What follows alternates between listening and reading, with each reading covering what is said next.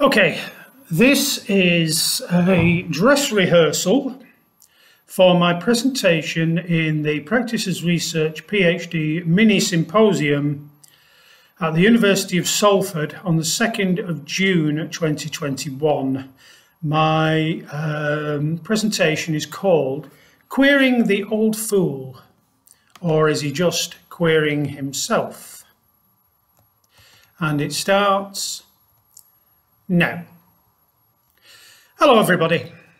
This presentation concentrates on a specific section of my work, which is the use of autoethnographic and imaginative methods to explore the search for queer identity via the archetype of the sacred clown, also known as the trickster or holy fool. Since spirituality is an important element of my work, I feel it would be most appropriate to begin with a prayer.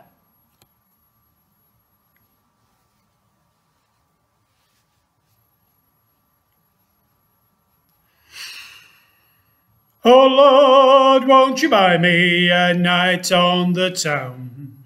Hail Dionysus, I'm coming around.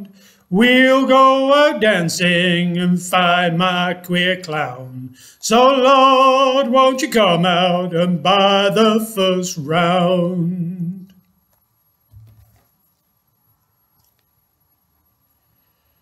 The year is 1984. I'm 18 years old, as thin as a broom handle, and having my first taste of alternative nightlife at the Berlin Club, a little place off King Street West in Manchester. I'm wearing makeup and nail varnish. Tonight is a fetish night. I don't really know what that is, but it's certainly an experience finding out. Bugs Bunny is sitting at a table in the corner, laughing and joking with a group of friends. They all look pretty strange, but Bugs looks the strangest because he's wearing a white wedding dress. It's one of those huge, fluffy confections that looks like it's made of spun sugar. I shout to the barman. He's wearing an ivy leaf headdress, and I ask who they are.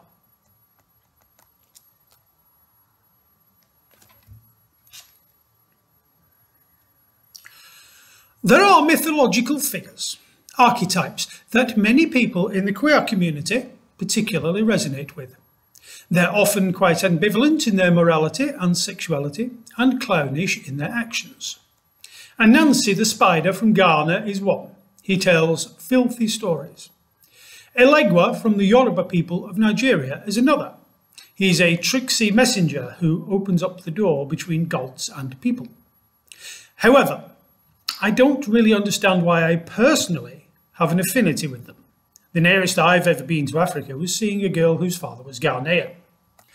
There are other figures who match them, not just Joseph Campbell's official tricksters like Coyote, Loki and Dionysus, but film and book characters like Dorian Gray, the Marquis de Carabas, the Master of Ceremonies in Cabaret and Harlequin, as played by Robert Powell. They're complicated, amoral and ambivalent. They could be described as sacred clowns.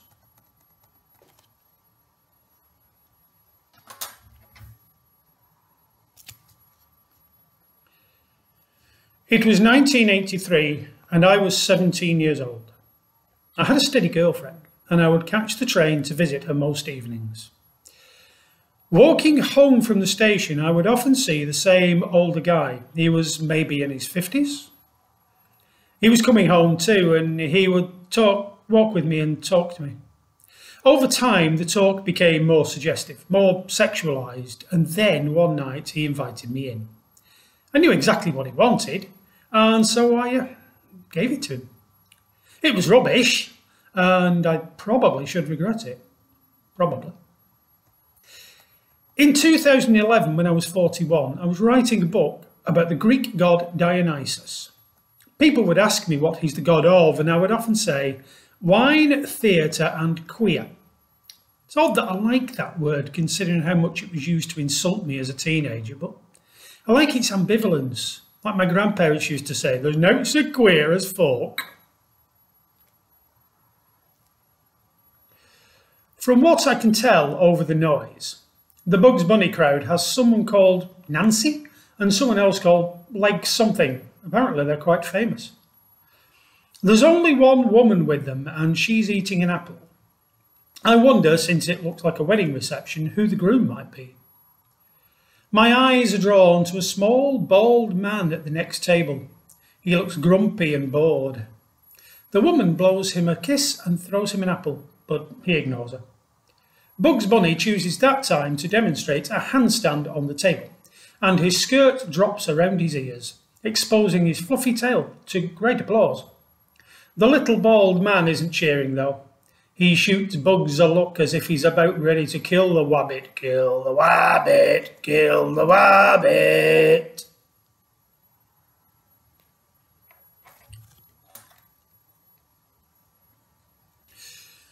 James Hillman says that having only one identity is a monotheistic construct and goes against the wishes of Dionysus. But according to Judith Butler, our sense of identity is intimately linked with our sense of gender and sexuality, something we perform habitually. Ben Spatz says much the same thing, that gender and sexuality as identities are technique, learned and sedimented into the body. But that leaves one wondering if one can have more than one kind of sexuality or gender identity, and thus more than one pile of sediment. Then one wonders how to experience that.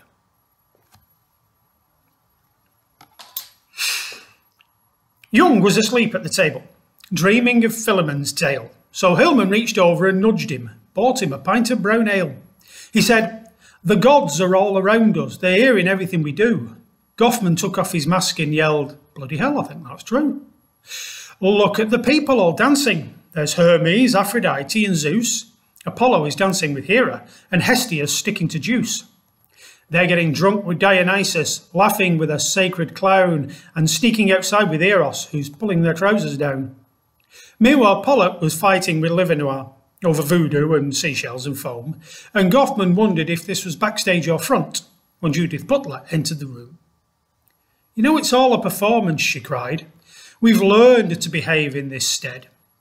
Ben Spatz came in behind her, took her coat and nodded their head. "It's learned, sedimented behaviour, all this sex and gender malarkey." And the others all shouted, "We know. Come in and join the party."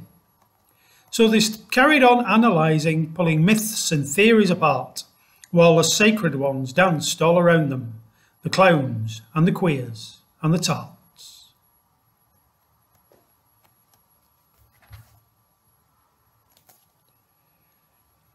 It was 2015, and if there had been a plan to my life, I wasn't sure if this was it or not. I was at a party, and a pretty wild one too.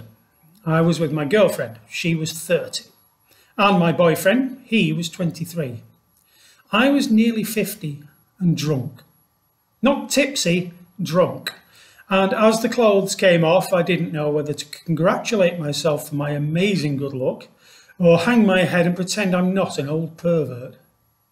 I could have sworn I saw Bugs Bunny and Dionysus in the corner laughing at me.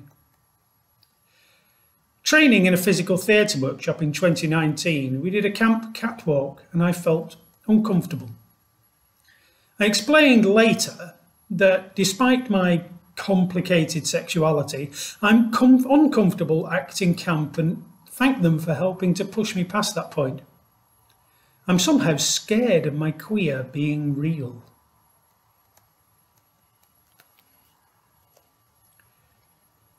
Closing time at the Berlin Club. You can tell it's closing time because they're playing Patti Smith's Because of the Night and the lights have gone up. We can see each other properly now, which is a bit of a shock. I look over to the Bugs Bunny table, hoping to catch them on the way out, but they've vanished.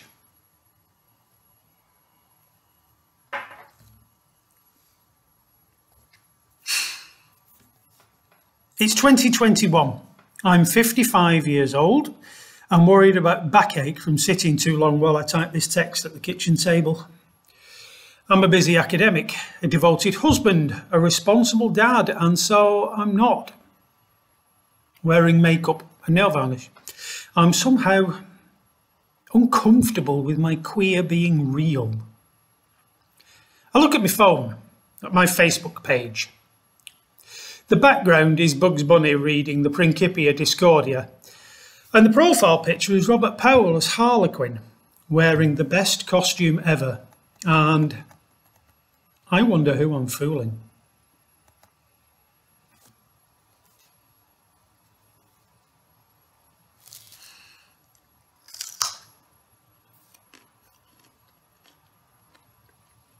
That's all, folks.